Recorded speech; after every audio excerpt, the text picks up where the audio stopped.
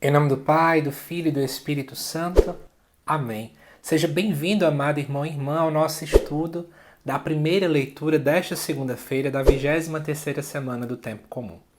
De antemão, convido você a compartilhar esse vídeo com o máximo de pessoas possíveis para você poder ajudar a divulgar esse trabalho. E segue lá no Instagram, @joselucas.galdino.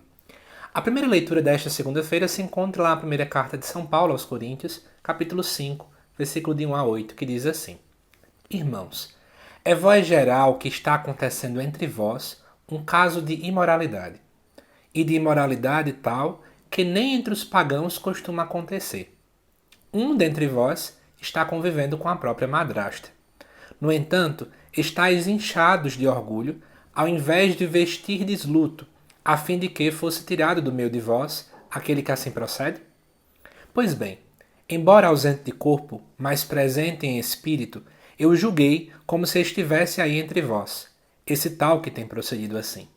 Em nome do Senhor Jesus, estando vós e eu espiritualmente reunidos com o poder do Senhor nosso, Jesus, entregamos tal homem a Satanás, para a ruína da carne, a fim de que o espírito seja salvo no dia do Senhor. Vós vos gloriais sem razão. Acaso ignorais que um pouco de fermento leva da massa toda? Lançai fora o fermento velho, para que sejais uma massa nova, já que deveis ser sem fermento. Pois o nosso Cordeiro Pascal, Cristo, já está imolado. Assim celebremos a festa, não com velho fermento, nem com fermento de maldade ou de perversidade, mas com os pães ázimos, de pureza e de verdade. Amados irmãos e irmãs, o grande problema da comunidade de Coríntios é porque aquele povo se achava extremamente puro, orgulhoso, cheio de si e que já estavam literalmente todo mundo salvo, né? Todos salvos. E aí, Paulo não estava na comunidade de Coríntios, estava longe, mas ele escuta, segundo o que diz no versículo 1, que está acontecendo um problema na comunidade. Alguém informa para ele. E a informação que chega até Paulo é que está acontecendo algo que é duplamente grave.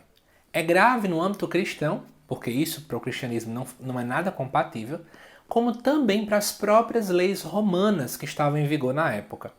Não faria o menor sentido alguém, acabar convivendo, tendo relações sexuais ou apenas namorando, com a sua madrasta. Isso era proibido perante a lei também romana. Por isso que Paulo comenta que isso aí é imoralidade não apenas no âmbito religioso, como nem os próprios pagãos cometiam. Mas qual foi o grande problema da comunidade? O problema da comunidade não era ter esse caso aqui, mas é perceber que o povo estava tão inchado de orgulho que nem se preocupava com essa situação. Por isso que ele vai dizer, era para vocês estarem vestidos de luto, era para vocês terem afastado essa pessoa do âmbito da comunidade, era para que vocês pudessem ter dado um jeito. Entenda bem. Você deve dizer assim, mas nossa, Paulo está sendo muito chato, porque Deus acolhe todo mundo. Deus acolhe o pecador, não o pecado. O povo estava passando a mão na cabeça dessa pessoa.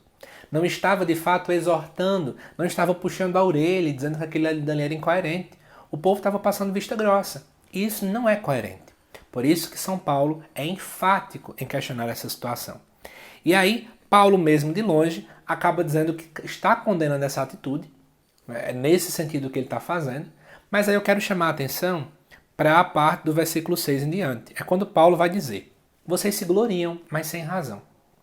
Na verdade, o povo estava se gloriando da sua espiritualidade, do seu conhecimento, da sua prática religiosa, mas não tinham razão, porque eles estavam sendo cegos diante de algo que estava acontecendo. Inclusive ele vai dizer, um pouco de fermento vai levedar a massa inteira. Então é um pequeno pecadinho desse que vai acabar arruinando a comunidade completa. E ele vai dizer, lança isso fora.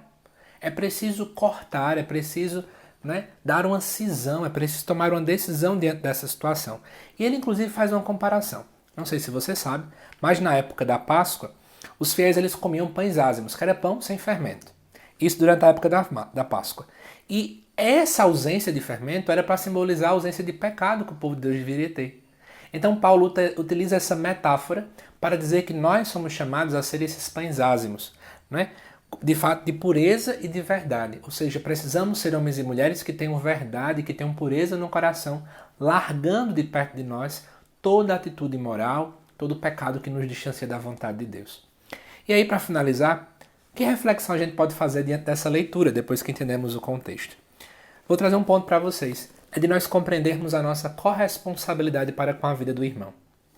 Muitas e muitas vezes, nós temos uma atitude como se a gente dissesse assim: não me importa a vida do outro, a salvação é individual, cada um que se vire.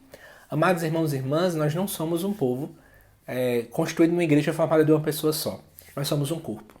Aquilo que acontece com um também tem que me preocupar, também tem que tocar o meu coração, seja no âmbito de ter misericórdia ou de também ter justiça para com o outro. Será que nós temos sido omissos com os pecados do irmão? Será que nós não temos mais orientados nessa desculpa de que a salvação é individual? Nós somos corresponsáveis, repito. Que nós possamos atuar de modo profético, onde quer que estejamos.